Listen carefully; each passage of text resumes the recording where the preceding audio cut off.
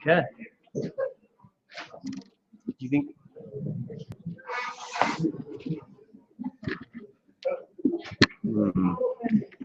This is going to be tricky, Joe. Because where do we put the camera on?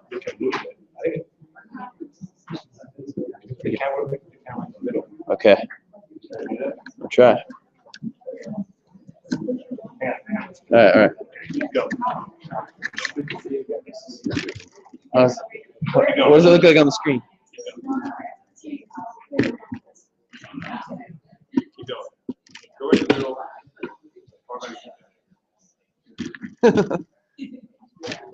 How's that look? Actually, do you go up on the lens?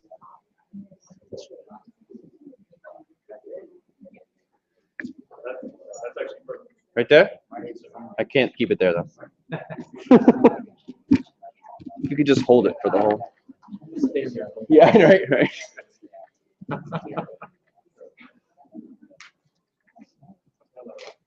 That's great.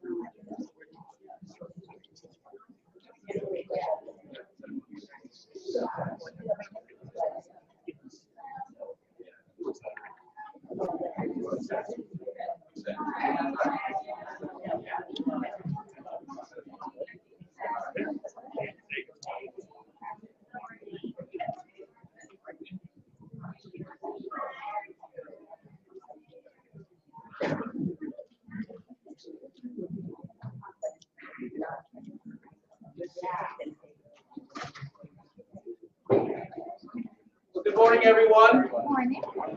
Thanks for joining us. We hope you're getting out of like AP Calculus or something right now. But we hope this is an informative day for you. We actually talk about this in the offices. We think this is like the best thing we actually do. The feedback we get is usually really positive. And sometimes people say to us, you should have shown this to us like 2 years ago. But hopefully what you find here today is really helpful, informative, and it'll give you lots of specific information about how we counsel kids and really how kids can do this process well. So before we get going, though, I want to tell you a couple things. One, I want my colleagues to quickly introduce themselves. I'm Jason Hansel, by the way. I know I've met most of you already, but I'll let them jump in as well. Yeah, Joe Lewis. Lisa McClellan. Lee Wood. Okay. And the other thing I wanted to tell you is very exciting. For the first time, we are actually recording this. We were going to stream it live. And then someone said, you might want to record it first so you can edit it. I'm like, can you make me look like Ryan Gosling when you do the edit? Or avoid the red pants? You know, just that. So we are recording this. But we can edit it, so that's good. So here's what we're going to do today. Just a quick outline of what the day is going to look like. We're actually going to show you 8 different petty applicants from the last 2 years, actual petty applicants.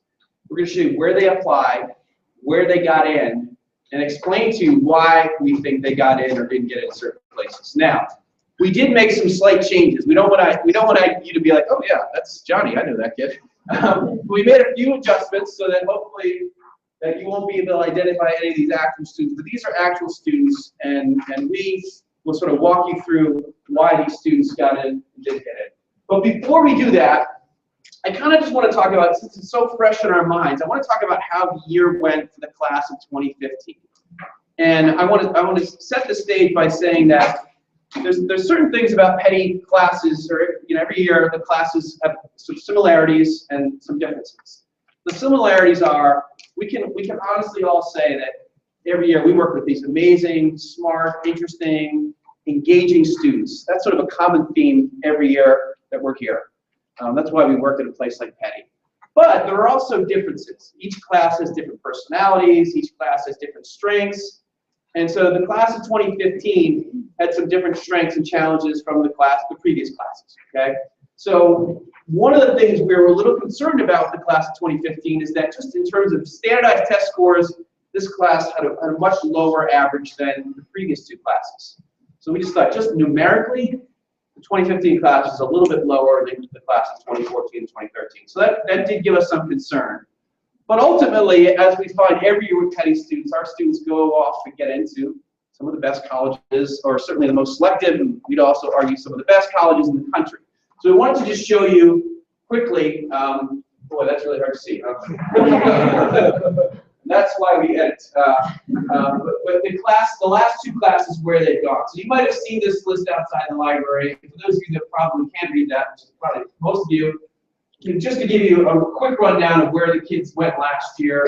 Carnegie Mellon's at the top with 6, Hopkins is 5, Boston College 4, Lehigh 4, NYU 4, Northeastern 4, Bucknell 3, Cornell 3, Emory 3, Lafayette 3, Maryland 3, Princeton 3, Rhodes 3, USC 3, Villanova. You get the idea. But you can kind of see, oh, that's better, Joe. Whatever you're doing, keep doing it. You can kind of see the list of schools that Penny kids go to. Are you doing anything? Oh. Maybe it's just the angle. Yes, it's the angle. Okay, just say yes. But anyway, so this is where the list goes. And I would say in general, we felt really good about where this group of kids went last year. Catherine's going to take a crack at it. Oh, okay. Where they went this year. So, Joe, can you, pardon me? Control plus. Keep talking. Keep talking. Okay. Can we go to class of 2015? We just did. Okay. So here's the class of 2015. So this is the most recent class. Now, keep in mind there can be some adjustments after May 1st as schools go to waitlist. But the class of 2015, we start at the top there, NYU. We have 6 kids going to NYU. We have 5 going to Gettysburg. We have 5 going to Penn, 4 to Carnegie Mellon, 4 to Michigan, 4 to the Navy, 4 to Villanova, Boston College, Columbia, and MGW, Georgetown, Haverford, Lehigh, State, William & Mary, et cetera, et cetera. I show these two lists because when I look at the two lists and compare the two, I think they're pretty similar, at least in my mind. We didn't see any sort of major differences. Obviously, there's some schools that sort of pop up and say, wow, we had 5 to 10 this year, we only had 2 last year. That seems like a big jump. Sure. But previous year we had 5 go to Hopkins, and this year we only have 1. So you see sort of changes like that. The other thing you have to keep in mind of these lists is that some kids turn down schools that you would say, wow, I can't believe they turned that school down to go to that school. So sometimes kids will turn down Dartmouth to go to Rice, or they'll turn down Duke to go to wherever. So that's another piece to keep in mind. But this is where the class of 2015 is currently going. As I said, there's always waitlist activity. There'll be a few changes on this list probably in the next couple of weeks. But in general, as always is the case, our kids go off to some of the best and certainly most selected colleges in the country. So we feel confident every year because of the great students, because of your kids are going to go to these great schools every year.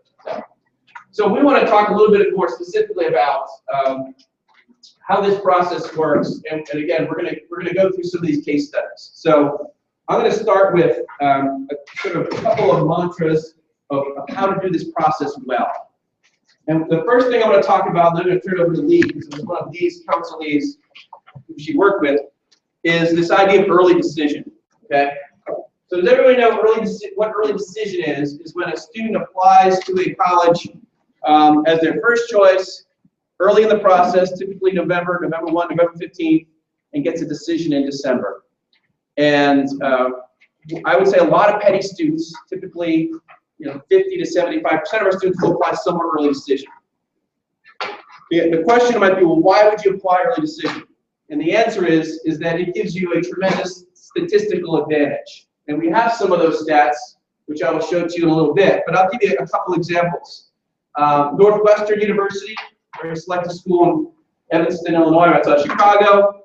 Their early decision acceptance rate was 36%. That's selective, but that's that's not that bad. If you applied to Northwestern and regular decision, your chances of getting in were about 6%. So you just, tremendous difference between these two numbers, right? And Northwestern is not alone in those stats. There's, we'll show you the actual numbers later in this presentation, but it offers a tremendous advantage. So when we counsel students, one of the things we do talk about, and it's not right for everybody, we talk about, is there a school that you've really enjoyed or visited and really think is a great fit for you, where early decision might make sense. A school that has early decision, where we can look at the statistics and say that's a tremendous statistical advantage if the student goes early decision. So we're going to look at who's our first student we're going to look at.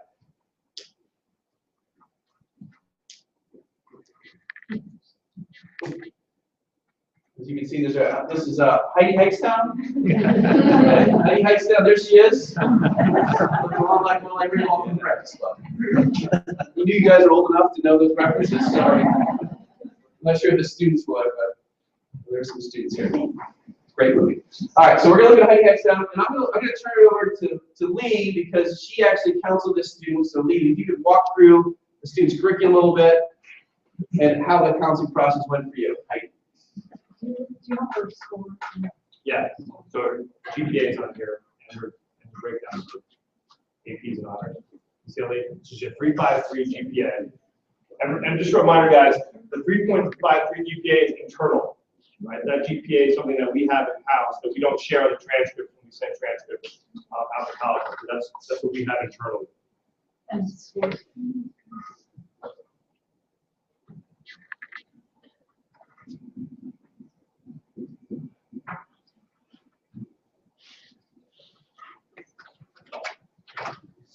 Okay, and this is Hopkins, right? Is that Yeah. one with the- Okay, so this is a girl that I worked with 2 years ago.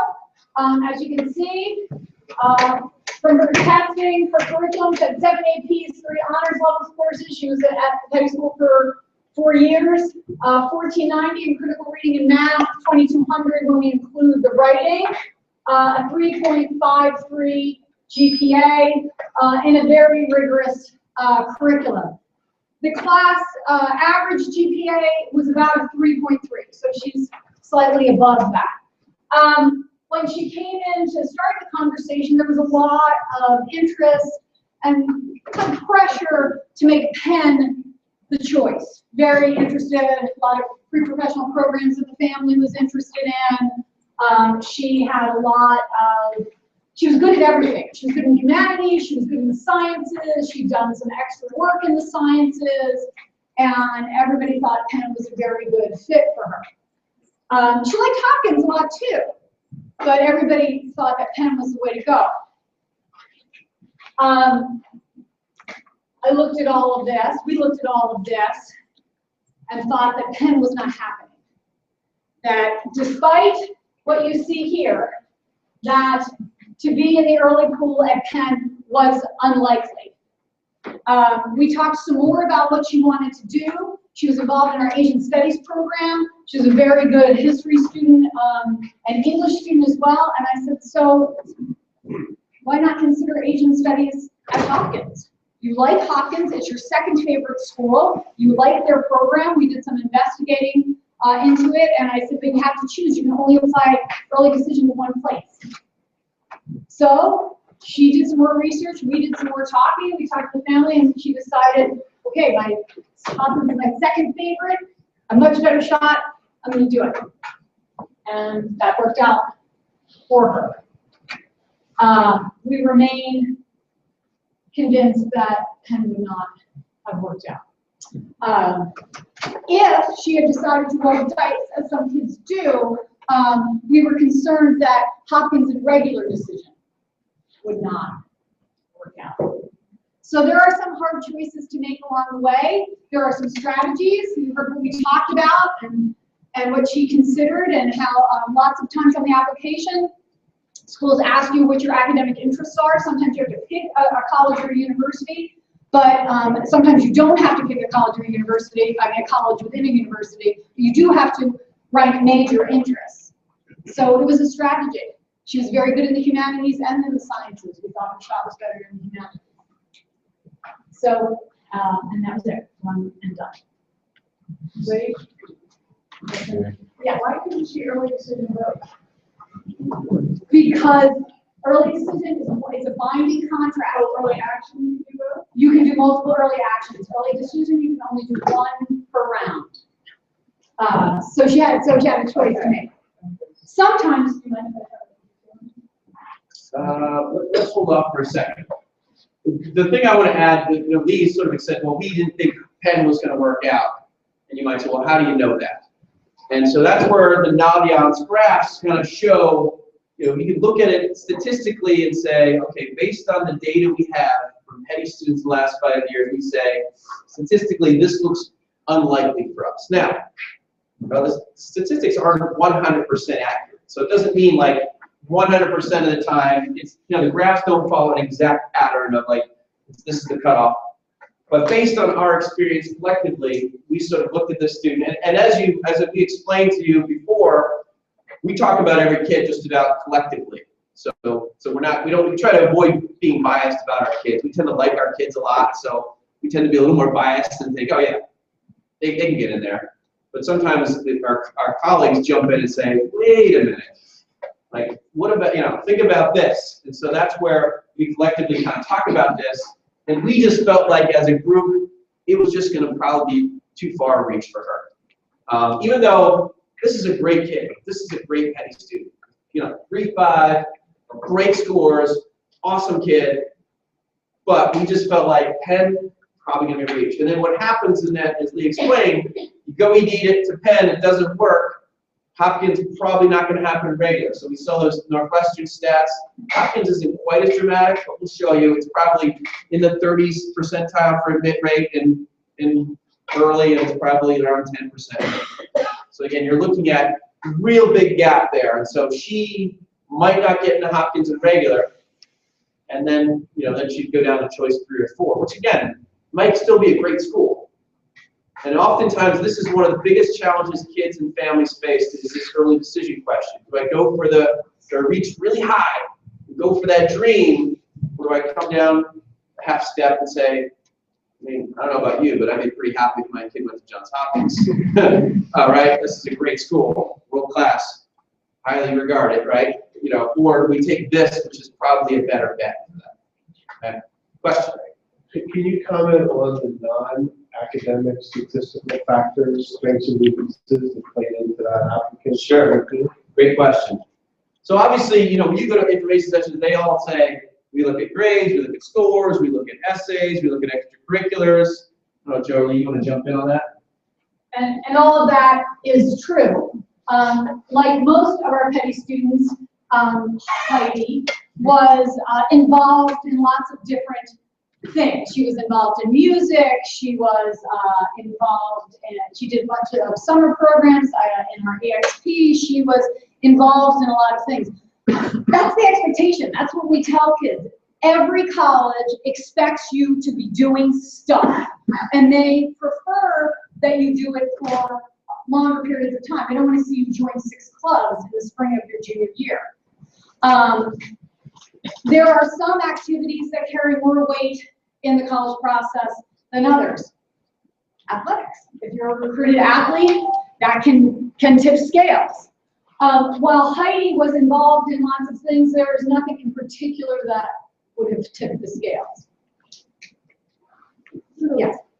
it looks like she's a reasonably strong science student. Does she indicate that she wants to be an Asian studies major because we expect Johns Hopkins to have far greater number of very strong science students than she is? Is that the strategy one uses for MIT or Duke or Hopkins or Carnegie Mellon? To be a biology major at Johns Hopkins puts you in the most selective pool.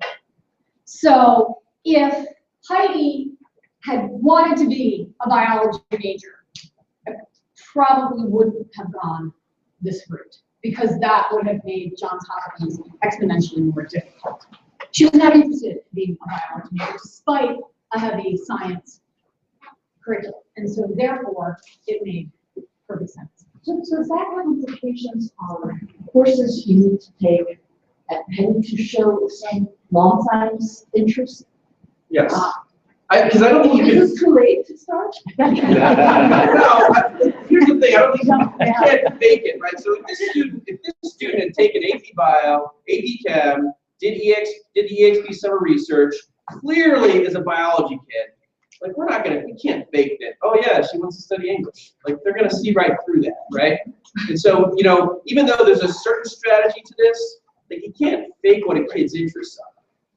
So if you say like you wanted to business major and be a CEO of genetics company. Yeah. And you want to study biology in order to become a CEO. Is that a good kind of strategy? Because colleges like that? Well, again, I think, you know, you have to be careful with the strategy piece, right? Because again, you don't want to be seen as you're trying to manipulate the system. Because believe me, Hopkins is very aware of this, that people think this way, right? They know, they can see right through the kid who's going to say, well, I'm going to put English, I realize I'm going to study pre-med. Like, I'm not going to tell them that, but I know, right? They can see through it. So whatever the student chooses, it has to be genuine to who they are. It has to make sense. If it doesn't, they'll cut right through it, so all the strategy in the world's not going to work. So I think it's important to keep that in mind. You know, while you can strategize, you don't want to put yourself in a position where they see like they're trying to game our system. It's not going to work because they do see through that. So, and again, every school is different. Some schools could care less what you put down as your major. They don't care. Other schools that have really specialized programs, computer science at Carnegie Mellon or Wharton at Penn, you know, they're looking for very specific things, right? So, you know, if you're not in high-level math, you're never getting into work, right? You have to be a high-level math kid. Can't fake that. So those are things. Jake, can I add that? Yeah. In terms of the timing of this conversation, you know, if we were to back up into your student's sophomore year, our academic advising program, when they first begin to start talking about their junior schedule and where their interests are, and that's where those first conversations happen about kind of the track in terms of the petty courses they're going to take. So that interest starts to develop there. And then by the time we kind of get to this point, and we now have performance attached to kind of how they've done in those classes, then that conversation kind of evolves into, well, you've taken this track in science, but you've also done these other classes, perhaps you studies for this student. And it's like, where have you done well, and then how does that match up with some of the college selections that you're starting to think about? So it's not a conversation that happens, you know, literally in the summer for the senior year of applications. It's happening along the way, and it really starts with those sophomore advisory meetings that pretty much all for this current sophomore class are pretty much wrapped up right now. So that's been happening, and then we kind of get to this point where we start to make some of those choices. And the only thing I'd also add to what Lee said, which is if this student did want to be a biology student and thought Hopkins was the way to go, we would kind of then have a conversation about, okay, is there a choice of school behind Johns Hopkins for biology that makes sense, and how does that impact the early decision application at Hopkins? So we just kind of take that down the line. Because if, you know, she wanted to study biology, we might not have discouraged her to apply, but we'd have to have a second kind of, you know, kind of roll out of schools that kind of fit her list. So this is a beautiful thing when this works, right? You find the school ED your student really loves, applies, gets it. It would all be like that. We would be probably out of a job, right? So let's move to example number 2. So this is the counseling part. Student followed the advice, went really well. Let's look at a student who's an amazing student. You know what I'm thinking about? Yes. Okay. I don't know their made-up name. Like a big up balance. So I'm anxious to see what photo you chose. Andy Alavina. Hold on. Can we see his picture? Yes. All right. There's Bueller. Nice. Okay. So Andy is an outstanding student at Penn. All right. A 3.7. Again, Lee referred to the kind of the mid GPAs. It tends to be, depends on the year, but 3.2, 3.3 is kind of a midpoint. A 3.7 is on the upper end. If you got a 3.7, you're probably somewhere in the top 10% if you were to rank the kids. Right? But we don't rank it. But if we did, you'd be a top 10% kind of kid in the class. So Andy has taken 7 APs, which again, at a school like Penny, and every school is different, but a school like Penny, that's a lot. It's a lot of APs. You know, we probably don't have too many students that take more than that. We have a few, but not many. Very few. Catherine might be able to confirm or deny that. She's not going to. And he took 6 honors classes. So this is a student at the very top end, taking the most demanding curriculum, getting awesome grades. Okay. And then let's look at his test scores. So Bueller, 2310, 1540. This is look at the SAT2s that are outstanding. So just an all-around amazing student, right? So this is a student that's interested in computer science engineering stuff. Okay, so really strong in math sciences. Obviously good at everything, does well in all classes, but more of an interest in math science, and those SAT2s, you know, chemistry, math, reflect that. So this is a student that had 3 schools they really liked: Stanford, Duke, and Penn. Okay? I don't know why I'm writing Penn. Stanford, Duke, and Penn. Okay.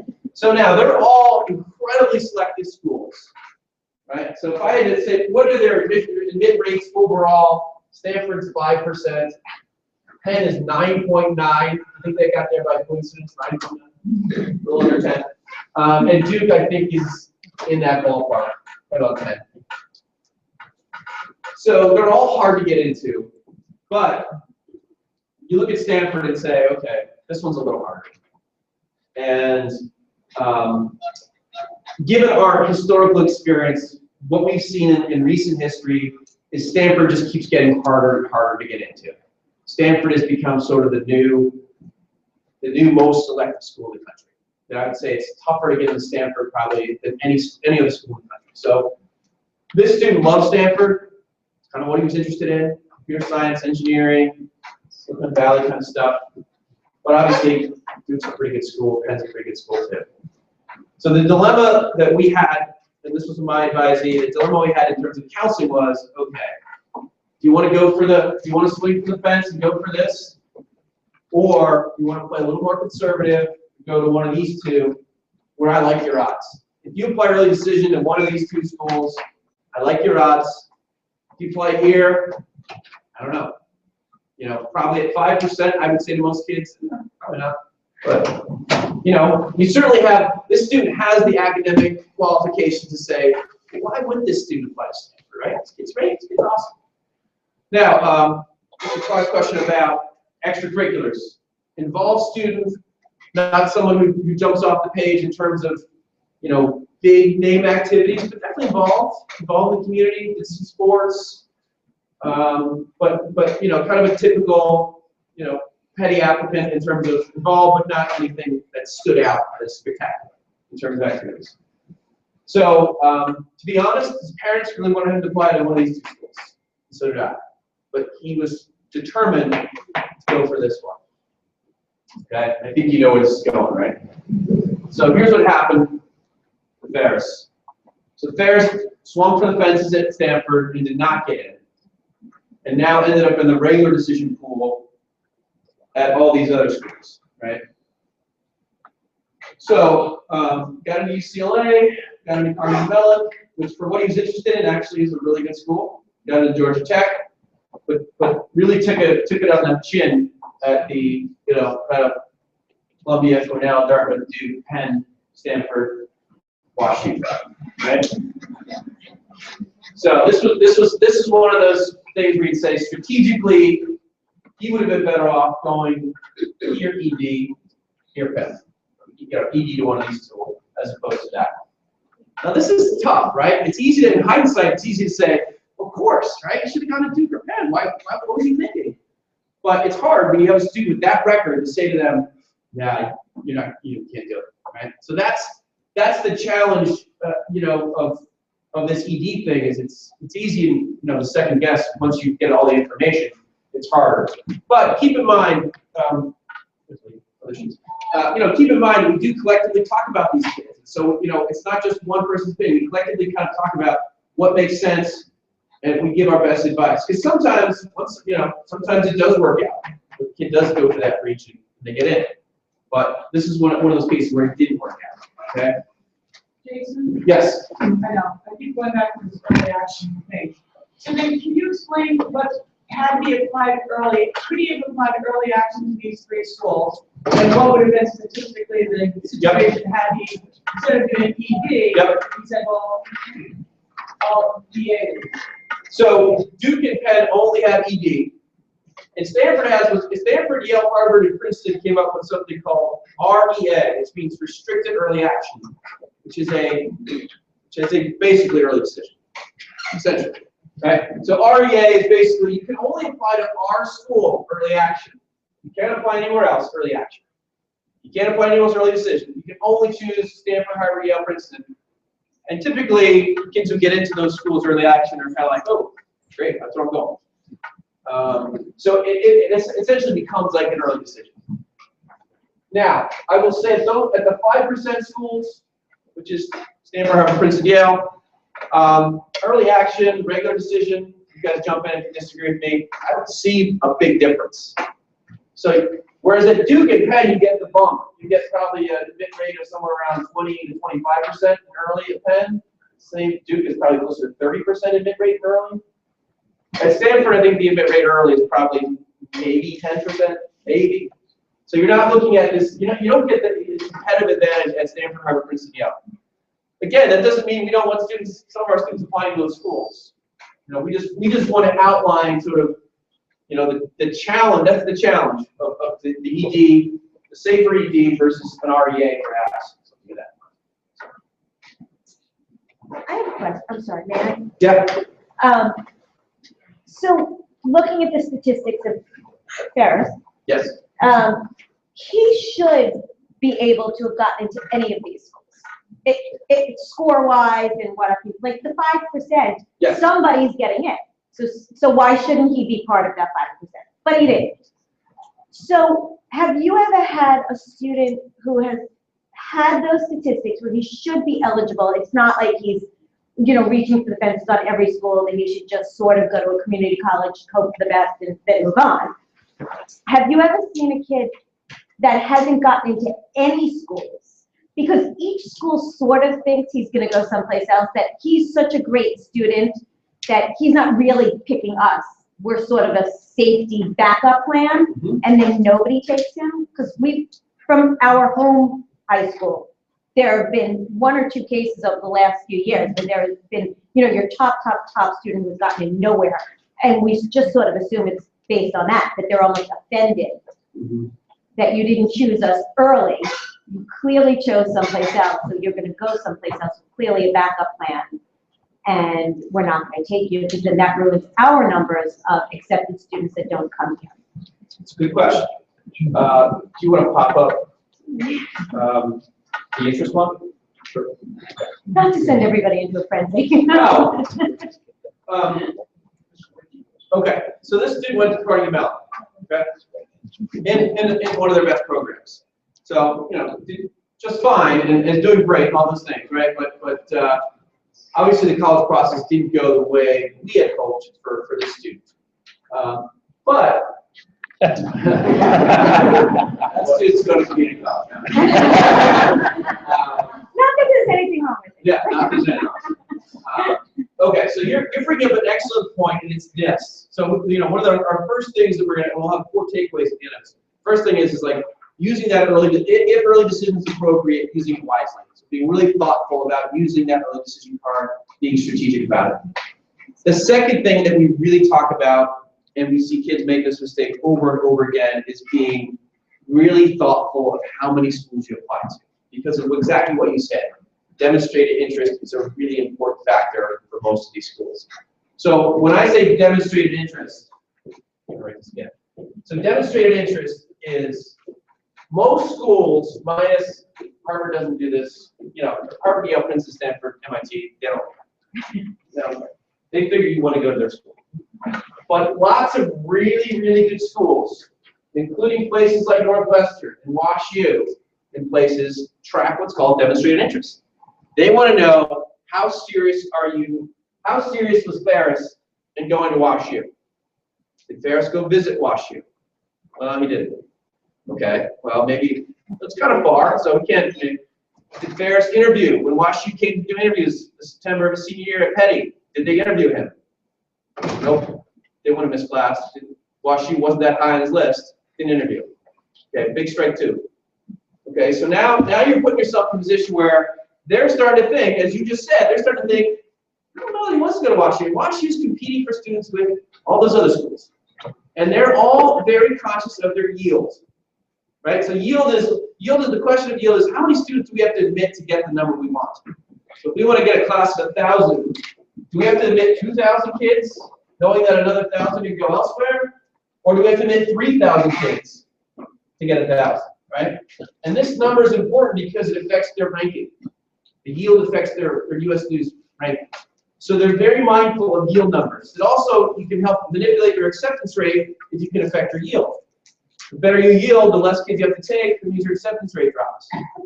Right? So Harvard's yield is close to 90%. So they know 9 out of 10 kids they admit they're going to get.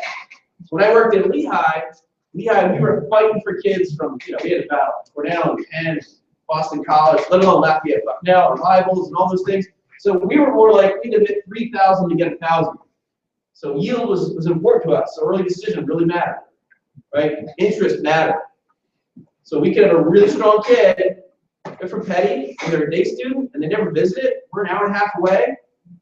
I don't think they want to go.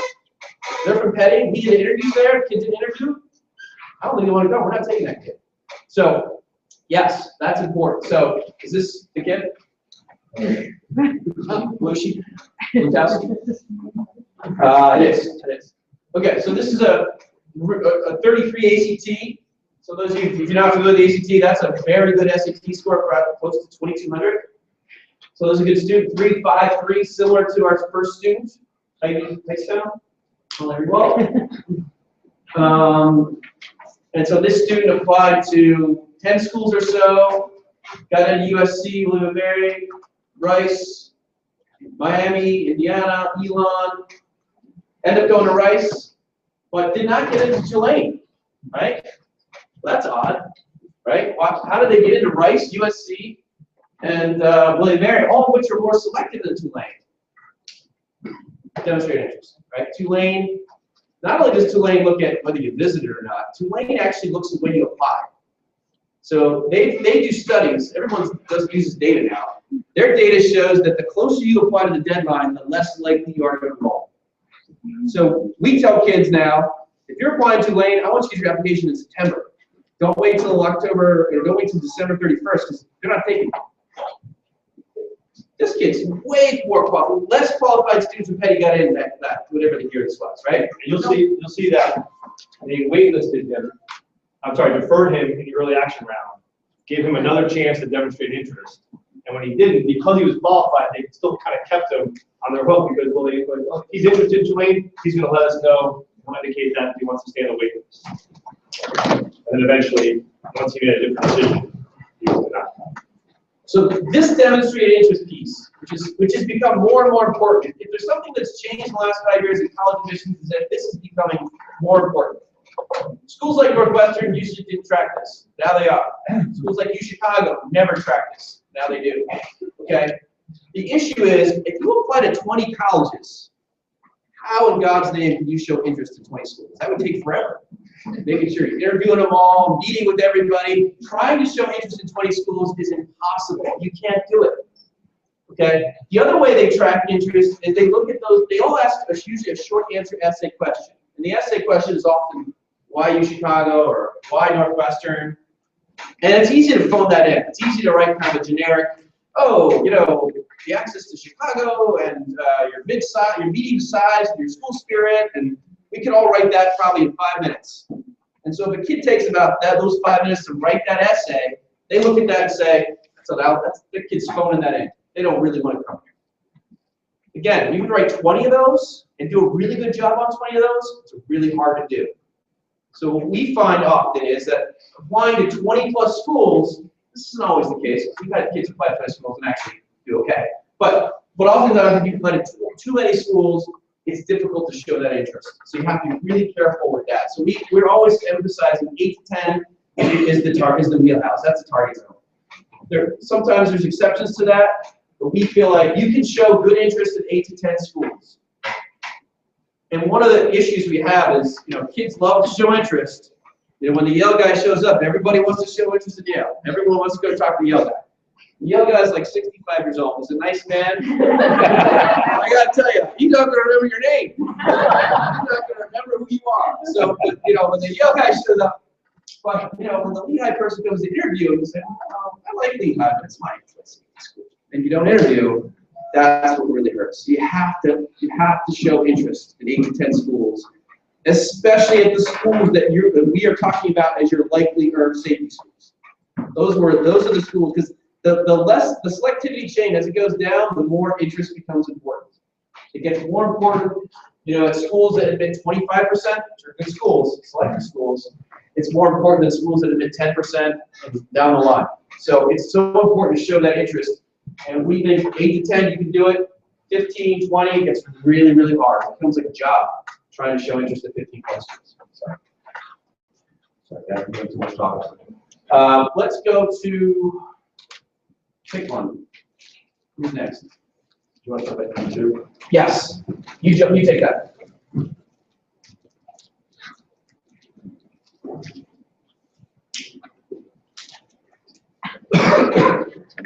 Right, all right. See, that's a little young for us. That's Lindsay Lohan, I guess. People tell me.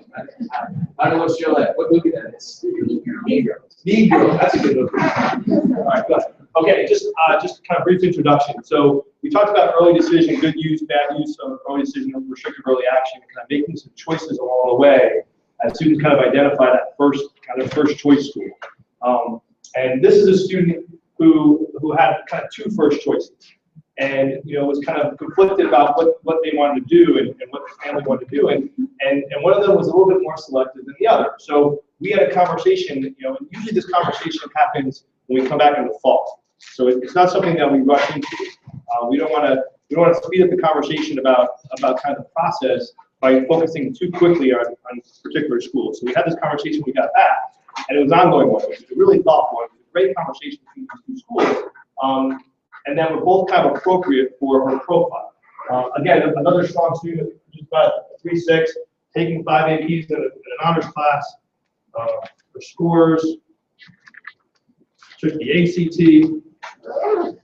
That was her wheelhouse test. You see, she took some subject tests as well. We didn't wind up using the subject, but she reported her ACT, and obviously her AP stuff.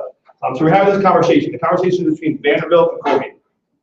And she one day it was Vanderbilt, next day it was Colgate. She kind of went back and forth. And her parents were great because they were like kind of letting her kind of figure that out. I think I had a sense of what they thought, but they let her figure it out. Now she got the 31 ACT in the fall on the September test, and when she bumped up a point, all of a sudden she kind of started to lean towards the more selective school in terms of selectivity, which is Vanderbilt. And we had this conversation about Vanderbilt and Colgate because Colgate, as well as Vanderbilt, offers ED2, a second round of early decisions. So we were able to have a conversation which was like, okay, you're leaning towards Vanderbilt, you can apply early decision to Vanderbilt, and if that doesn't work, we can still apply early decision to Colgate, which is kind of neck and neck, 1A and 1B. And that conversation was great because in some ways she had to make a choice, but she didn't have to make a choice. Now, along the way, we also applied to some early action schools. She applied to Tulane, to Northeastern, which were both likelies, and she showed lots of interest in both those schools. And she eventually got into those schools early action, which was great. So we went the route of Vanderbilt. Now about Vanderbilt, JC, you can jump in here. Vanderbilt is unbelievably score-driven. Okay, so we had the conversation that although she bumped up to a 31, we thought that was still a little low for Vanderbilt. Okay, that seems to. I think they now require like a 37. All right. So we had that conversation. We thought it was still a little bit low. We had a conversation that Colgate early decision 1 is probably your best chance, but this is our strategy. It makes some sense.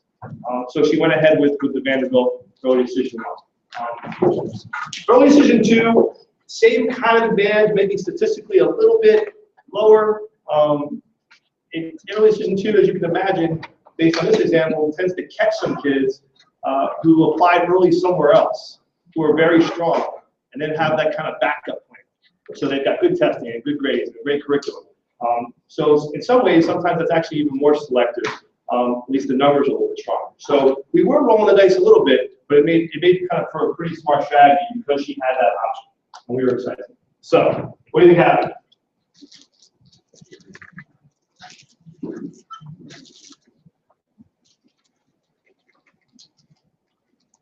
Okay. So you see, she got into Northeastern Tulane. She didn't get into Vanderbilt, and she did into Colgate. Once you get into the stories, with those withdrawals being, once you got an early decision to Colgate, she's done. So we have to take out all of her other applications. So she didn't get withdrawal. Just basically, we didn't get a decision for those schools. So and the only thing I'll add to, like the kind of the emotional psychology piece of this, is the way the student went about with the family about this was great because she kind of completed her Vanderbilt application really thoughtfully, with a great application, and then immediately after she did that, she started working on everything else, right? Because we had a plan. And when she got the news back from Vanderbilt, she'd also gotten good news from Tulane and Northeastern. So that kind of was one of the benefits of early action, is to get some good news in early December. Once she got that back and she was disappointed, she was able to focus on the next group of schools, which included early decision student Colgate and the rest of her list. So she was just in a good place, you know, and obviously it worked out for her with Colgate. But it was kind of a really good example of kind of looking at kind of the process. And we throw around the word strategy a lot, but like not too early in terms of talking about that, and making sure it's thoughtful and not trying to game a system that is really hard and unpredictable to game. So I would say early decision treats us really well. It's a good strategy for some kids. And for example, I would say 15 kids or so will do it, and usually 10 or so will get in. So it's a really high, we have a very high acceptance rate for early decision too. As Joe said, I think it's just that slightly, if a, you know, the example that Lee used at the beginning, the Hopkins Penn thing, if Hopkins had ED2, that'd be a beautiful thing, right, for that kid. Because they can then still go for that #1 reach, but then still follow plan B, which would be a great option. And so not a lot of schools have ED2, right? But the schools that do, that maybe kids consider here, Vanderbilt, Emory, Colgate, Bucknell, Lehigh, Lafayette, Richmond. Those are the 7 that come immediately to mind. Am I missing anything? Tufts, Tufts does. Wesleyan. can I show a counter? Sure. Example? So I'm going to show you another student.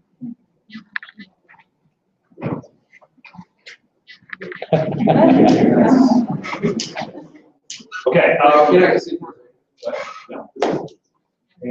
All right. So just to give you, this is an example of a student who kind of went early decision 1, had the opportunity to consider early decision 2, and didn't. And I'll kind of show you how that process went out, just to give you a sense. Similar kind of curriculum as the student before us, slightly lower GPA, a little bit more kind of towards the class average. Not as strong as the student as the previous one. Strong scores though, 1400. Because they went with the SAT, had to use the subject test.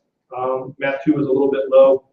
And I'll show you the college list here to give you a sense here. So this student decided to apply to Duke, which we categorize as a far reach, based on kind of curriculum, how they've done in the classroom, and then kind of a little bit with the scores.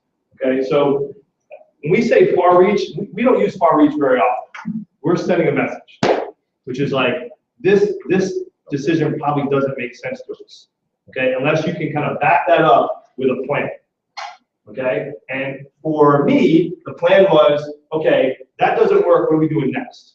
And the list was great in the sense that it had opportunities for other schools that offered ED2. Okay, so Jason just mentioned them. Schools on this list that offer ED2: Colgate, Davidson, Dickinson, Emory, Lehigh, Middlebury, Trinity. Okay, so a lot of opportunities. So it's a really good list, a working list. As we're waiting for what eventually would be bad news from Duke. Okay. Also, what you notice here is there are no early action schools. Right? Didn't apply anywhere early. So for me as a counselor, I'm anticipating bad news coming in December with no good news to buffer. There's no early action school where it was a safety or kind of a target school where we might get some good news and just feel good about kind of going into the January deadlines. As soon as we kind of got the news from Duke, we immediately started having conversations about, okay, what are our options for early decision 2? And the student had great kind of interest in some of the schools, but didn't want to kind of pull the application trigger for early decision 2 and decided to roll the dice with regular decision. And there's where we lost some of the advantage of some of those ED2 schools. Had great interest in Colgate, Davidson, and kind of just decided to go with regular decision. And you'll see got a lot of no's in April. Okay, and we also noticed. What else do you notice about this year? Why do you think this happened? He didn't show it. Right, so that was the bottom of his list. Showed very little interest in Trinity. Okay, so in addition to applying to very selective schools in regular, Cornell, Colgate, Davidson, Middlebury, and kind of getting some bad news there, he also got bad news here, which just kind of piled on. Now, it worked out. He's going to a great school, right? Lehigh's a terrific place. But it was that was a tough kind of period in terms of some of those decisions. This is just kind of a counterexample of kind of not thinking about kind of how E2 might be helpful. And maybe this is a good segue to our next student. We're going to show you some good ones. But the challenge of this list, when I look at this, is this expect column. So what we're going to do is in June, we're going to update all of your students, everything that's in Naviance that your student has. We're going to update this to each category. We're going to put in what's a reach, what's a possible, what's a likely.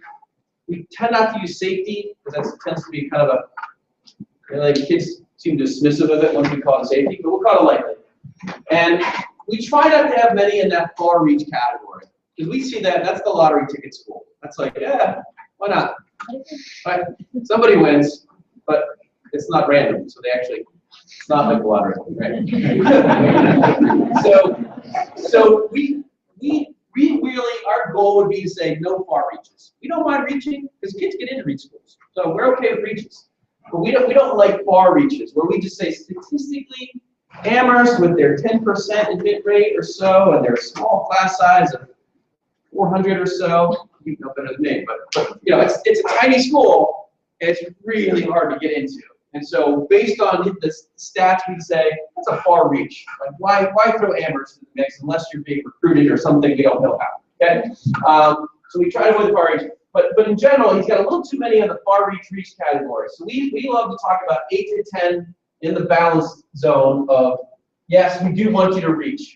So again, I know sometimes I worry you could walk away from this thing like, well, the college counselors don't want anybody to reach. They just want everyone to get in, not get in. But of course, that's not the case because students get into reach schools. So we want kids to go to 2 to 3 reach schools. We want them to hit 4 or 5 that we call possible, and we want them to have 2 or 3 likely schools. Okay? That's the goal of the list. When we see a list that's not balanced, like is this one, just out, yeah. We see this one. He's got far reaches, which we don't want.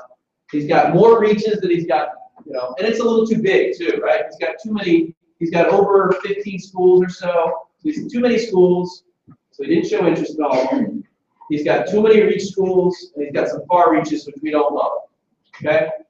We'd rather him see an 8 to 10 zone and have more balance. So he's got a couple likelies, but again, he didn't take the time to show interest in that second likely or that third likely. Okay? So let's flash up. Jason, can I just ask? Yeah. When you talked about ED2s, given this student's profile, which of those schools would have been more likely for him to have a better shot at ED2? I think we would push the Colgate. I think he had a great shot, ED2 Colgate. Davidson might still be tough, but certainly possible. Same with Emory. I mean, I think all those would have been like he had a legit shot in those places. So we probably would have said, Duke was that far reach. That doesn't make sense to us.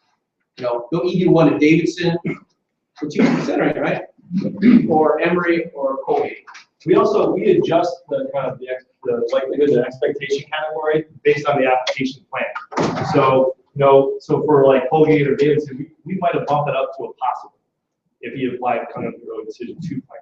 So that's kind of, and we often say that when we say to students in June, we reach out to students and everybody to talk about kind of the list where it is at that point. We start to kind of categorize this, and we have some of those conversations. Well, this is a reach, but if we consider it an early decision, it may become a stronger possible. Yes. As far as the decisions being made for ED or RE action by the colleges, is there a difference between whether the applicant is a boy or a girl? Yeah, I mean, Yeah. don't get around those. I met with, where are my family this morning? I met with, and I say to parents that we say this to the students all the time. This is kind of the least personal process they have encountered to date. You know, it's all about them, right? They're making decisions, they're writing essays, their grades, their courses, their scores. It's all about them, and they're putting themselves out there. And they're going to be judged. There's no 2 ways about it. And when things go right, that's great. And when they don't go the right way, they take it personally. Oh, they're making some statement on my talent or my potential. And we do our best to just watch that because we remind them that this is a business. They are making decisions that they're not going to let you know about. And sometimes it's gender balance, right? They don't want to have a school that has 70% women and 30% men. Because if that's what they do, then they're not going to get that many male applicants, and soon enough, it's going to be 15% men. So they're trying, institutionally, they need to have some balance. So, are they going to take gender into consideration? Sure. Are they going to take geography into consideration? Maybe, depends on the school. But there are lots of decisions that schools make that actually have nothing to do with the human being. And we try to let them know that and then help them work on the things that they can control, the things that they can do best, the essay, doing a good job, not phoning it in, interviewing when you have that opportunity, test prep if that's available to you and your family. There are things that they can control, and there are things that they just have to say, well, I mean, I'm a girl from New Jersey, I can't change that. Yeah, the other thing I would add to that, there's a certain amount of this process you can control. You can work hard, get the best grades, work hard to improve your test scores. But there's a certain part of this that's really, sometimes people say, this process seems so random. Like, it's too random. It's not entirely true, but it's a little bit true. The randomness comes into the fact that there are human beings on the other side of that table that read your file, and sometimes that human being just, for whatever reason, connects with what you've written. And that's something you can't really predict, you can't really tell.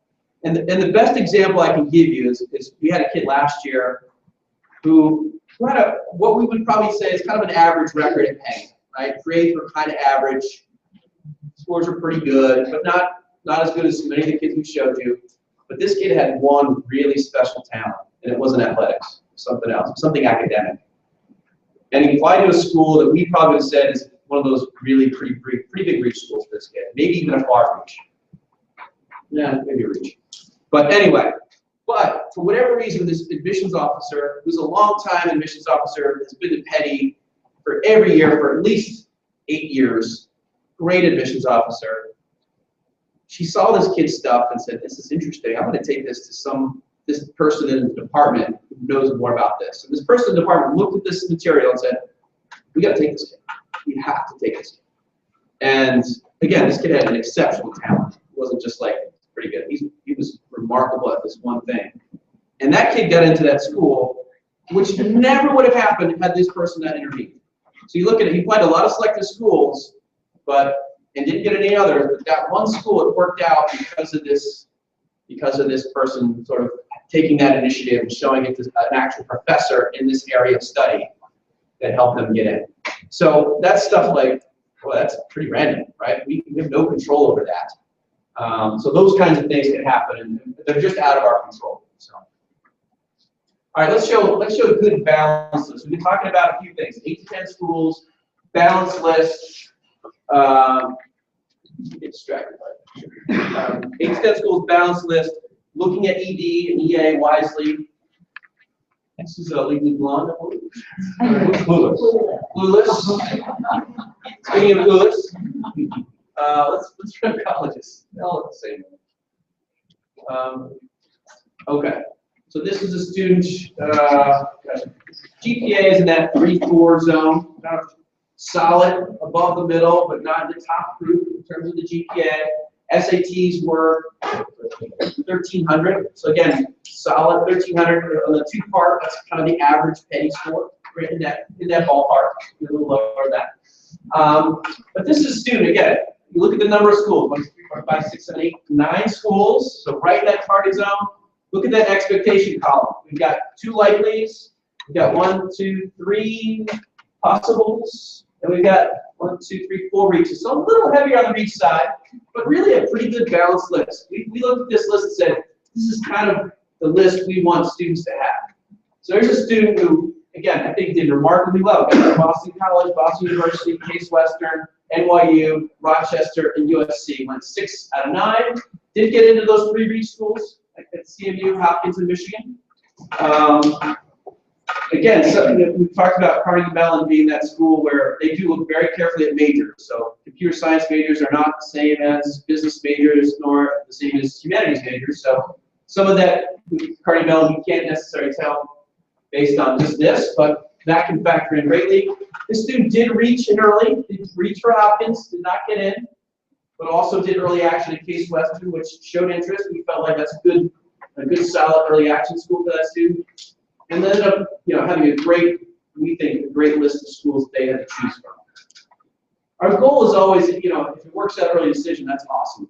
Everyone's happy, it's December, before the holidays, you're done. It's a great feeling. But if they don't get in early decision, we just want to make sure that they have a good balanced list and they ultimately end up with really good choices. And this is a great example of a kid who's kind of on the middle side of the class, who did the process really well, showed interest in all these schools that look at interest. Some of the big schools don't.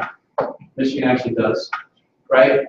And ended up with 6 great choices and chose USC. Okay, that's kind of what we look for in sort of a student from that. That's another good one. Yeah.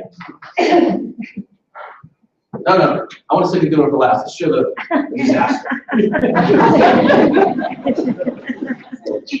I want to show you a disaster.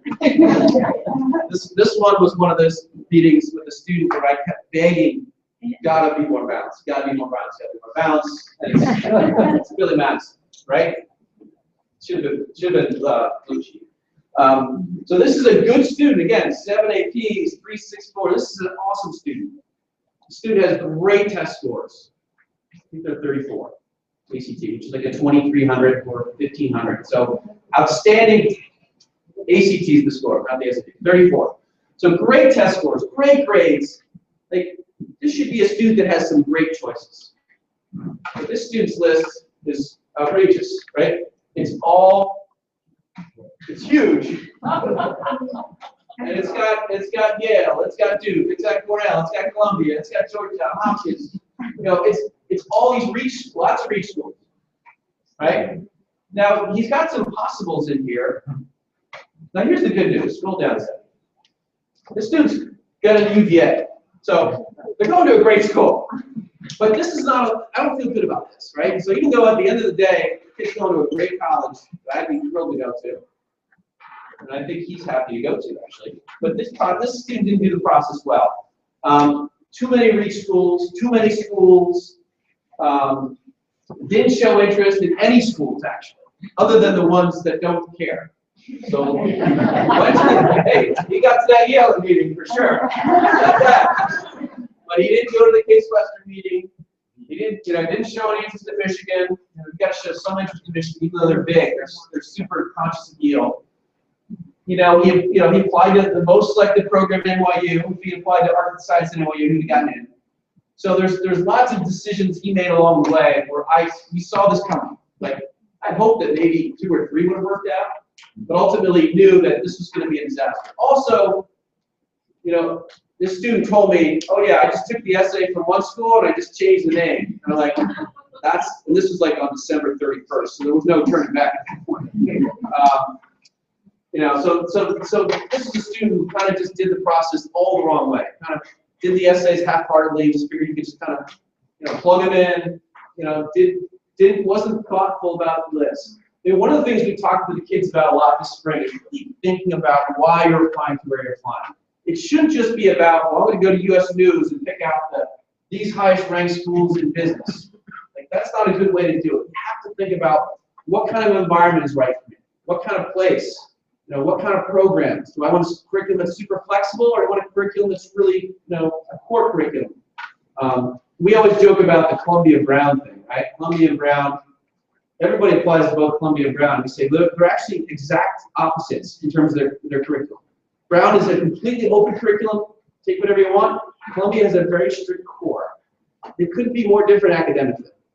Yet, I can't tell you how many kids apply to both Columbia and Brown. Or kids who apply to Dartmouth and Penn baffle me too. So Dartmouth is in Hanover, New Hampshire. It's a tiny, tiny town of maybe 10,000 people. And Penn's in West Philly. It's an urban, big campus, big space. Dartmouth's like a liberal arts college. And people apply to Dartmouth and Penn. I'm sort of like, I don't get that. I don't get that, other than you could say they're in the same athletic conference. It happens to be really, really competitive academically, right?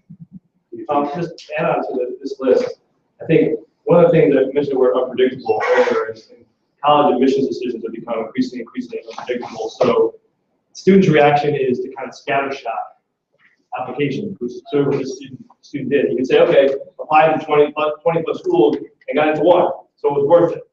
Okay, there's two things I'll add to that. Part of the scattershot method is what increases even more unpredictability in the college, so it's actually making it worse. But two things. One, this is a really rough April for the student. That's a lot of notes. And every student says, well, I can handle it. And it's just not the case. It's a tough, that's a tough couple days to get all those notes, because Lee mentioned earlier, it's the most impersonal personal process. They can't help but take it personally. And then on top of that, even though UVA worked out, he sweated. Okay? Got deferred in early action, got waitlisted, and then we're still sweating. No, they get this. Got it. Okay. Yeah, that's it. Yeah. He actually got in regular. But still sweated the deferral part. So didn't work, the scattershot, obviously going to a great place, as ours, but this is a tough kind of list and lots of things. Yeah. So again, we talk about the end result, we know it's really important. We believe in that, but the process is important too. So the girl who got into USC, you could say USC, UVA, kind of the same, ranking, both great schools. But look how do you think she felt about the process versus poor Freddie here, who, again, I think ultimately is happy now, but those couple weeks and just doing all that work and paying all that money, just not doing it well. So let's end on another good balanced note. Jason, Yes. just asking about that kid, when he considered him with you, he didn't listen. He did not. I tried. And and those of you who know me, like, it's hard for me to get angry. I'm not like a yeller. When I yell at my child, which is rare, or yell at petty kids, like, I feel more upset about it. Like, I go away thinking, terrible way to yell at that kid, and I do occasionally. But like, so I'm not someone who like comes down really hard, but I tried so hard with this kid to be like, you can't, I kept saying, you've got to add these schools, you've got to try to show interest, but it just was not getting through. Not getting through. One of our biggest collective fears was when we send them away for winter break. Over those 2 weeks, so much damage happens over this. to the list. We check audience every day. And obviously check it out December 31st and the 1st to submit things. We can submit their applications, their information from our phone. That's how. And in fact, that's exactly what happened to that kid. That kid on December 30th, because it's easy for us to communicate through now, email, phones, and everything. They was like, I tell you what he said to me, if I can get these done, I'm going to add Yale, Columbia. It was like Stanford. I was like, why do you add it? Like, add some schools you can get into. But that's why he was going to do it. So. Jason, if that kid had not gotten into UVA, he would have been a fairly bright, petty student getting wiped out. What would you have done as a fallback position? Is there anything at that point in time? Or is it... We try to make sure that doesn't happen. No, I know, but that would be close. I have a pretty good feeling about a couple of them. One of them, sometimes it doesn't work, but a pretty good feeling that something was going to work for him. It hasn't happened, knock on wood, in the last 5 years. But yeah, that's a concern. There's always, here's the thing. We deal in this world of like the 150 most selective schools. Our kids don't apply to many schools outside of the top 5%, arguably. There are a lot of schools out there that would be happy to take a late applicant and take our kid like that. So, we have to remind ourselves, I say 150, but you really, you look at the list, there's a big cluster of kids that look at the same kinds of schools. The reality for most colleges, they would be like, come on down, petty kid, we'll take you in a heartbeat. So hopefully we never get to that point, but we would have found him a home. He also had he was waitlisted in a few schools, so he didn't pursue those. So there was sometimes those schools where they didn't show interest, they got waitlisted. If we called schools and said, hey, listen, they're coming. You just got to take them. They're coming. Sometimes that'll also, that doesn't happen at like the Ivy. Hey, Hartford, this kid's coming. If I could do that, I'd be an independent and just like charge people a lot of money. What's it worth? Mr. Chairman, my question. Yeah, I wanted to expand on that a little bit. On, obviously, these 150 schools that you guys have relationships with, how transparent are they with the things that matter to them and the things that don't? You touched on 4 or 5 examples, like Michigan cares about. Yeah. Amount of interest. Yeah. How, just generally, how many of them are transparent or are not? And how would you characterize Petty's relationship with some of these schools? Good question. Maybe you guys want to jump in. I'll start it. You guys can jump in and add to it. I think, the schools, the thing what schools do, and I remember this in my first job at NYU, one of the first things I learned, maybe I told you guys this last time, but it was told, never tell a kid not to apply. Don't tell anyone they're not qualified, or don't tell anyone they don't apply. We were kind of told that we need to generate applications. And that was when NYU had 20,000. They now have 60,000 applications a year. So they're clear that they keep telling that people that, regardless of whether they're qualified or not. Regardless of if we're just going to encourage kids to apply. So I think colleges, when you visit, are very encouraging. Try to be all things to all people. They're all trying to generate more application numbers, right? I think we are in a position where we do have, counselors that we've worked with over many years that can be pretty honest and candid with us. But I still think there's a certain amount of stuff that we can't control or can't know. So I don't know if you guys can add to that. A lot depends on the school, and sometimes they are willing to share information, like we over-enrolled nursing last year, so just going into it, we're gonna have fewer slots in nursing this year, so if I'm working with a student who's looking at nursing schools, I know that maybe going over what is a good fit right now, it's gonna be really tough. So there's some information that some schools will share with us that is helpful in how we advise the students, and we certainly have the data. We certainly have data that we keep for 4 years that lets us see and make these judgment calls about whether ED here is a far reach and here's a reach and roll the dice.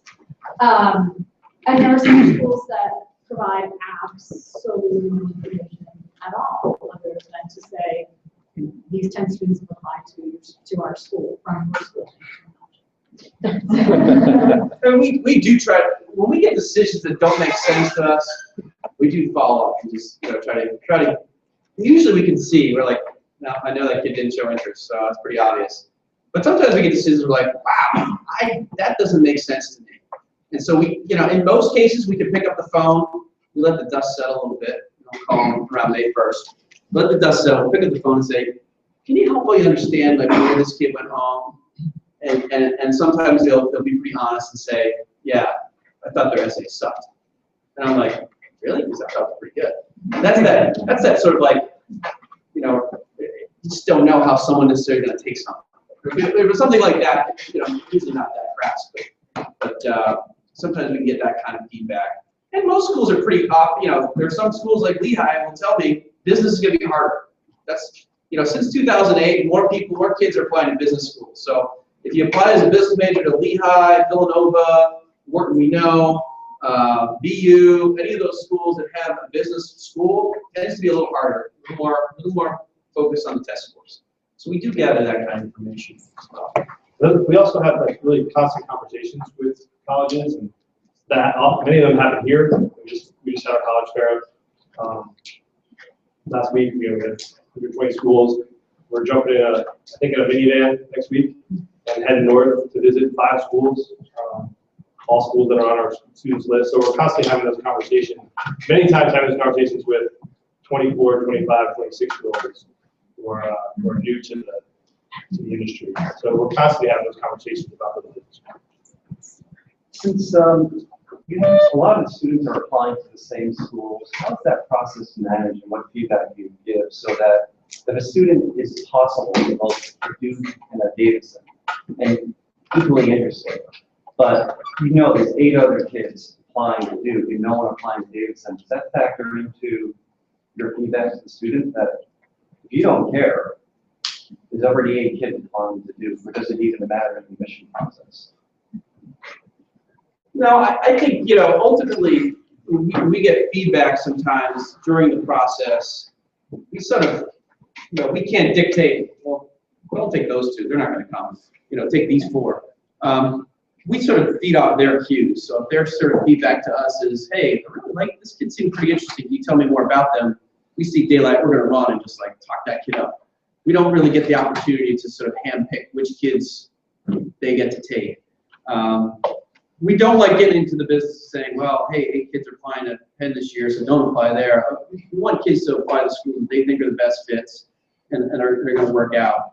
And again, you see these random years. 5 kids are going to Penn this year, and last year, only 2. So it was a better year at Penn, and so probably means more kids are going to apply to Penn. They're going to base it all on this year, right? But every year is different, and so it's just hard to say. There isn't this consistent sort of pattern necessarily that it always follows. So it really depends on the individual kid. We're very, I hate to use that word strategic, we're very strategic, very open with kids, we'll tell them everything that could factor into the decision. But I don't think we like sort of trying to place kids. We also like that conversation about like those 2 examples, it's about that student in the context of that school, with like irregardless of who else is applying and heading. So, if the student above them kind of in the GPA chain dropped out of that, well, it doesn't mean that they're necessarily a stronger applicant at that school because they're going to be read in how they did at Petty, not in relation to how they did to their peers in the applicant pool. So, and that's a good example because those are 2 schools that really know Petty. And regardless of who's applied, they're going to read that individual student based on the work they've done here and all the other candidates that they've read. All right, We say to the kids all the time, schools don't have quotas. The guy at BU doesn't sit down and say, I have 25 paid applicants, we can only take 5. It doesn't work that way. And some years we will, 15 of those 25 will fit in, and the next year 8 of them will. Because it also depends on what BU needs that particular year. But I do think that we feel very confident that nobody has a list of, I can only take this number of Penn kids regardless of number. I asked, why don't you think to go to that specialization is becoming increasingly important in the application process?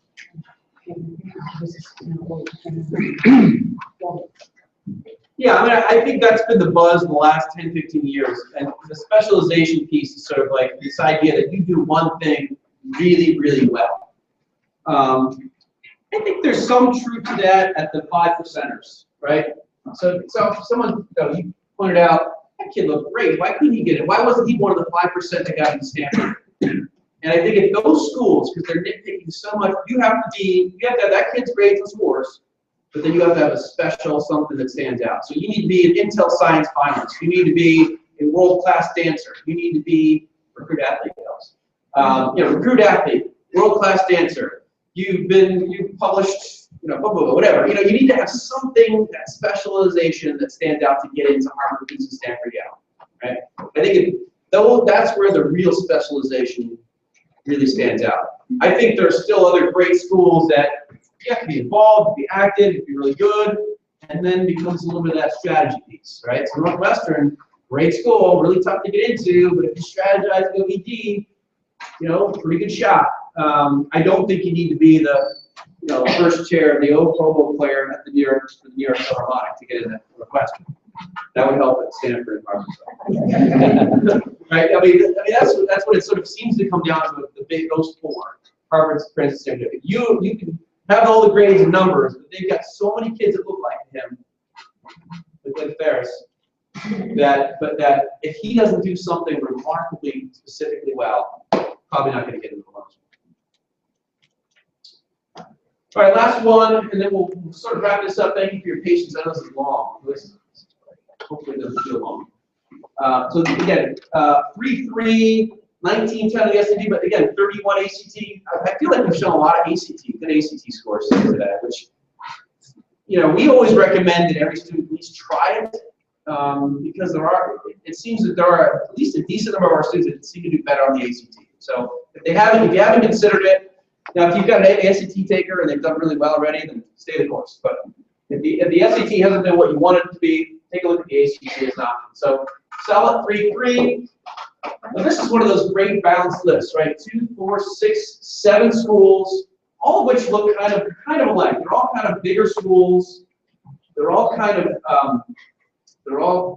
big sports schools in some way. There's Elon's more on the medium size, but there's a student who got into 6 or 7, went to UT Austin, but had lots of great choices, and made sense for this student.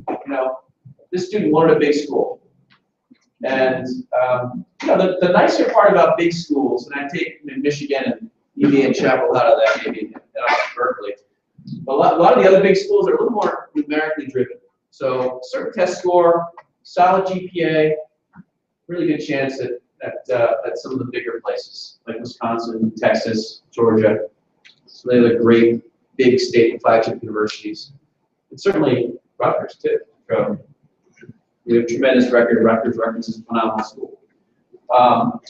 So that's another great example of a kid who just did balanced lists, makes lots of sense, and did really well. The other trend I want to mention, because I just thought of it when I said Rutgers, is we do have students and families that choose schools because of financial reasons. So some of our lists reflect that. So rightfully so, we have kids who turn down pretty highly selective schools to go to Rutgers. And our advice would be like, yeah, why would you not? If it's going to be financially really difficult to pay for your family to pay that amount of money, and you could go to Rutgers and you got into their honors program, you should really consider Rutgers. That's a world-class education you're going to get, especially if you're in the honors program. God. Or we've also had a couple kids. I mean, Joe had a counselor this year who's got in every school the student applied. Phenomenally, some of those brand name ones that we all like to see, but got a huge merit scholarship to make the cost of that school actually cheaper than their state university, significantly. And that student is going to that school because the opportunities that student's going to get, the amount of merit scholarship that student's getting, just makes sense. So there's a certain, we also are practical too. It's not just everything. So we wanted to just quickly show you some stats. This is like 2015 admit rates. And again, we wanted to highlight the overall versus the early decision rates. So you can look at some of those. Here's Amherst at 12% overall, 36 early. So now keep in mind, if it's 36 early and 12% overall, what does that make regular? So if 40% of their class is coming in early and they're made at 36%, their overall 12, that means the regular had to be, I'm not a mathematician, but probably about 6%. Hope that didn't get cut off either. I'm tripping over that. You get Brown 8 and 20, Dartmouth 10 and 26. So you see, where's a big one? Now Georgetown's a great example. They have early action. It's actually harder in early action for Georgetown. Georgetown's the one outlier. They're not on the Common App. Their dean of admissions is in his 70s. He's been doing it since 1971. He does things his own way. So Georgetown is very different in many ways. When he retires, things are going to change. Also, Georgetown is also under early action for Georgetown. They don't look at anything in the senior year. So they just tend to look at testing. They don't look at fall grades for the senior year. It's all based on their first 3 years. And they're the only school in the country that requires 3 semesters. Okay. So that's just some of the, highlight some of the current admit rates of those schools, and obviously that early. And again, you see those early action schools like MIT, really no difference if you apply early. Stanford, I guess 5 to 10% is different, but all relative, right? And see some of the differences in the early stats, the regular stats. And again, those are the overall admit rates. So overall admit rates, so the regular admit rates are lower. Take out some of those early numbers. Yes. Do you have visibility for the schools that have early decision 1 and 2? Do they break that out? They usually don't break that out. That's a good question, though. I've never seen it. Have you ever seen it broken out? Is it your sense that they vary a great deal, or? My sense is that they're pretty similar. Now, I've had schools tell us, like Vanderbilt told us, we're a little tougher in ED2. But most schools will say it's about the same. But that's the kind of stuff we will be able to share. We'll find out and share with students based on the individual school. But that's been our experience. Most schools are about the same, ED1, ED2. So that can be a really good strategy. So, all right. We will send this to you, by the way. So if you want to look at it further, we can send it to you. Okay. Our final takeaways for today. I know I've said this before, but balanced list 8 to 10 schools. So a mix of reaches, possibles, likelies. Demonstrate interest. This is the big change. If you've done this 5 years ago, this has been a big change. Okay, there used to be schools that looked at interest, but they tended to be less selective. But that interest piece has crept up. It's crept up to schools that you wouldn't expect would be concerned about that. But they do look at interest. It's certainly important. So when those schools come to visit, we actually have to email kids and track them down and say, you have to come to this interview. This is a school on your list, you have to interview. But again, the kids tend to get distracted by those reach schools. They worry about, can I get the alumni interview at Georgetown? I got, there's probably someone who interviews from Georgetown here, and I apologize. But I don't get asked that much. Those alumni interviews, I don't think make a huge difference. At least we haven't seen it happen. Okay, so I know kids get excited about those alumni interviews or alumni recommendations. We haven't seen those make a huge difference unless they involve multi-million-dollar numbers. You guys. Obviously, we talked about kind of the idea of kind of thoughtful use of early decision and early action. Particularly, early decision tends to run its course, kind of the students tend to be focused as well as you. Early action is something we also want to talk about along the way because, again, good news kind of coming early in December, and often those are kind of those target schools that are really good choices for students, maybe later down in the springtime. And obviously, we talked about the different types of plans when it comes to early action stuff. And most of those deadlines tend to fall on November 1st, November 15th. A few outliers in October, a few rolling decision kind of things. And obviously, those deadlines become really important as we start back in the fall and September. And I'm going to try to hire other odds on early action versus just a generic decision. That's a good question. Jason mentioned Georgetown actually harder. I'll give you another example. Villanova, which has early action, which is a popular school for students to apply at EA. Another great example of a college admissions person there who I don't think is actually our rep anymore, but is kind of petty. We won't let her go. We know where she is, we have her phone number. She gets petty, and she counsels us, counsels our kid, visits petty still about, if you're looking at business and you don't have this SAT yet, you're taking the SAT again. A regular decision is a better option for you. So it depends on the school.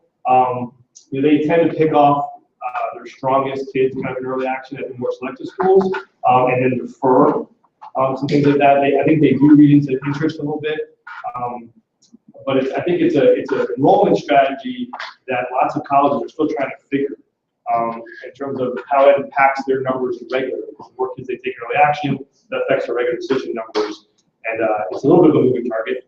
And those are conversations we have in the fall when the schools come to visit, whether it's big early action schools for us, like Villanova, Northeastern, Tulane, some of the bigger state schools that offer early action. So there can be an advantage, but sometimes there's a conversation we have to have about whether it makes sense to wait for more information on the students. So you put together that nice list of matriculations at the end of the year, where all the kids accepted. Do you have a complete list of how many kids actually got accepted to each school? Because like you said, kids go to different schools based on a lot of different reasons. Whatever they may be, whether it's financial or where parents have sort of always wanted them to go. If you come from another country, maybe you want to be in a big city versus out in, Cornell. And if it's in New York, maybe it's just not what you envision. You're sending your child halfway across the world. You want them at NYU. Did you ever put together a full list of the acceptances? Or does that make people crazy? Is there no reason to do it? In non-Beyonce, you can look at individually, like how many kids applied, how many kids got accepted every year. Okay, last oh, five so years. that is So you can available. see that, yeah. I haven't gone on yet. Okay, sorry. And the last takeaway is communication is key. And this is where college counseling is no different from parenting. It's talk to me. I can't read your mind. What are you thinking? What are you afraid of? What did you overhear that's making you anxious? Talk to me. Maybe we can talk through whatever you're dealing with. I have some advice. You can choose to follow it or not. But the communication is very important. Face to face. We need them in front of us. So how you can help us is A, talk to us if you have questions or concerns, but also, you know, when you talk to your students, when they come home and you start to hear concerns from them, let's encourage them to come talk to us, reach out to us. We have to work together, and I think that's one of the very best parts of this job. For me, this is year 10, so they do feel like we are all in this together. It's rarely are we ever at opposite ends in the process. But when they don't talk and they avoid us, we obviously can't do our job very well. And then they're out there floating around being nervous about stuff they shouldn't be nervous about. So we welcome your phone calls, your visits. We're all very good with email, and mostly we want to talk to the kids. We have adults and students at Petty, I think, have a very good relationship. By the time they're spring of their junior year, they understand that. But then we throw this whole college conversation in the middle, and it gets a little itchy scratchy. So keep talking. It usually goes a lot smoother. Let me just end really quickly. Oh, go ahead. I just wanted to say what's next, sort of like you're probably like, okay, there's a lot of information, a lot of overload.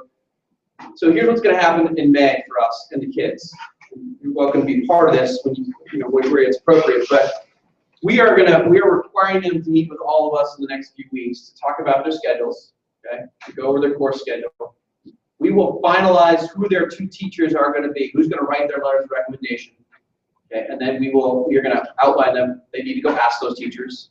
Not yet, beginning on Wednesday, we'll get a note about that. So we're going to finalize the teacher recs.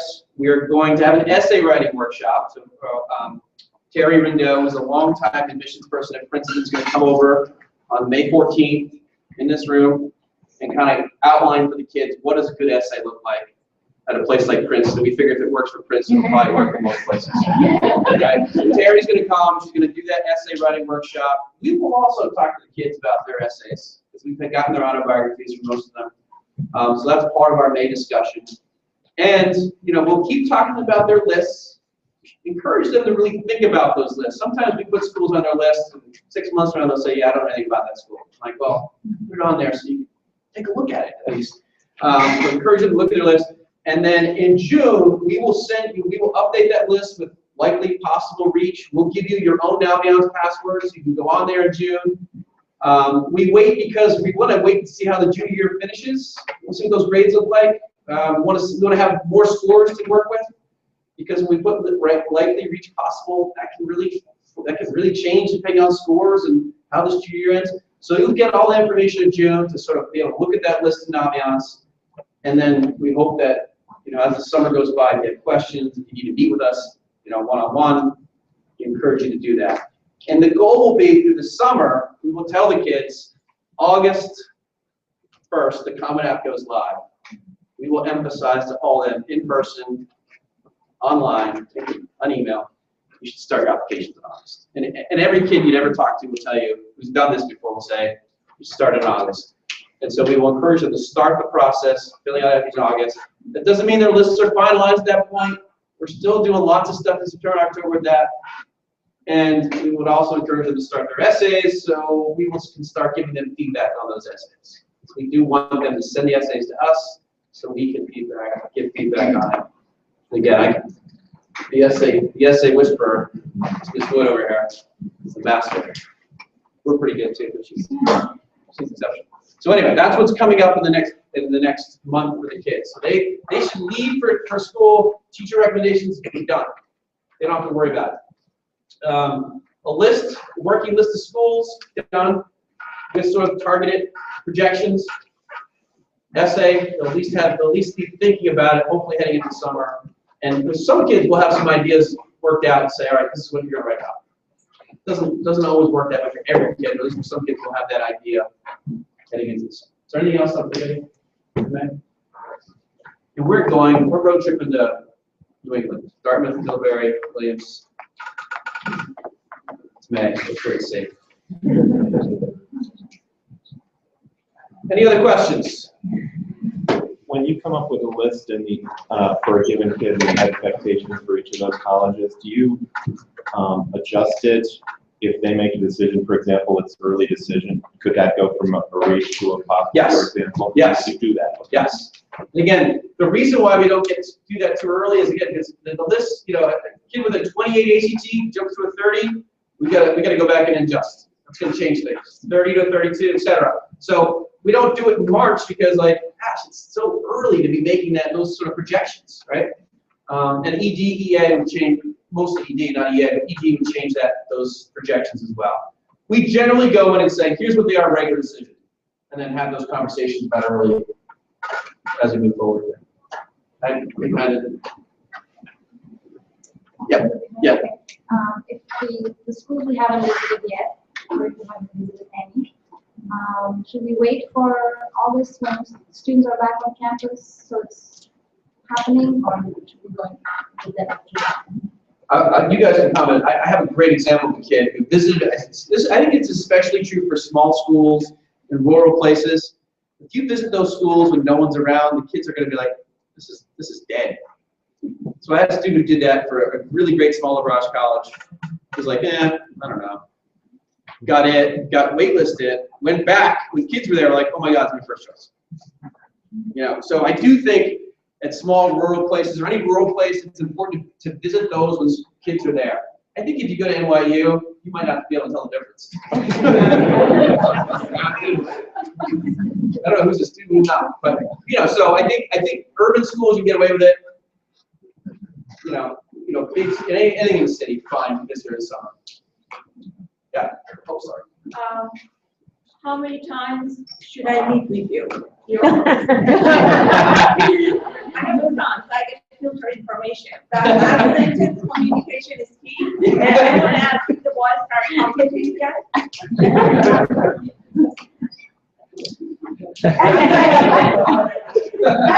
say to the kids, you can come talk to me anytime you have a question, and if I need to talk to you, you will know it. I will come and find you. So I will say the same thing to you. Anytime that you want to talk to any of us, we're available. Pick up the phone, send an email. And if we need to talk to you, trust us, we will reach out to you immediately. So, and especially in the fall, as it gets crazy, some of us can travel a little bit. You can pop in and talk to any of us. We're all well versed enough on all the kids, especially by the fall. The spring, we're still kind of learning them. But by the fall, we know all of them pretty well. So if you happen to be here for a tennis match and you want to come in and say hello, or you have a question and I'm not here about your counselor, all three of us can work with you on that. Oh, I'm sorry. This is That's part. a quick question. Can you just remind us about the SAT in the fall and how that factors in with the early decision? Because you're really encouraging us to consider that early decision. Yeah. With the exception of Georgetown I mentioned earlier, the SAT, the ACT is offered in September, and the first SAT is offered in October. And most early decision schools will take the October test result. Early decision November 1, November 15. Some take into November, particularly subject tests. Although November SAT and subject test date is Blair Day. But we're home, so subject tests in the morning are okay. But those tests kind of into September, October for early. There's an ACT in October too. So you really have 2 shots at ACT, 1 shot at SAT. Yeah, I think ED you're fine with those in those 2 months. And again, not everyone applies early decision, so I know we probably just bashed that over your head. But it is okay if you're really not sure, and it doesn't make sense in strategy-wise. We've had successful kids, like the kid at the end there who didn't apply ED. Go ahead. How do schools look at GPA? Do they have weight them? So when they look at, a B and AP bias, the same as A bias? The first answer to the second question is no. Simple answer, they kind of like, We get that question a lot, like, does a B in this class equate to an A in this class? Or we get the question, does a B at Petty equate to an A minus at a local public school? And just as a reminder, the transcript that we send, the transcript that you guys see online that has all that information, when they were absent, the activities they do, all that kind of stuff, and a lot of those numbers, term by term, trimester by trimester, that's not what we send to colleges. We actually send a transcript that lists the classes on the left side, their grade, their letter grade, and then their credits. So there's no GPA number listed on the official pay transcript that goes out. Now, we send that out with a school profile that kind of gives them a sense that we don't record GPA, we don't weight classes, things like that. Because you can imagine there's almost an infinite number of GPA scales that colleges get from different types of high schools. So there's letter grades, 4.0, 5.0, 10.0. Individual colleges will kind of, may recalculate grades kind of internally. But one of the things we say all the time is when you go to an info session and they say the average GPA for accepting freshmen last year was a 3.7, go like this. Because they're not talking about, they're not really kind of addressing students that come from places like that. So I think that's important to know. And the Naviance information that we have kind of gives a sense of kind of the GPA internally and how it impacts the college decisions. And we can share that with you guys as we go forward. So, but it's, indicate in any way where they stand in the class, whether, is there any other, there's no metric, no, we don't. Any other yeah, code? Yeah, we obviously we do not rank our students. Most schools like Petty do not rank, so and more and more, and that includes very selective public schools, very kind of high profile public schools. So we don't indicate any kind of class rank in regard to that. Well, thank you all for your time and attention. Really appreciate it. Hopefully this made it less stressful. We look forward to working with you individually over the next few months.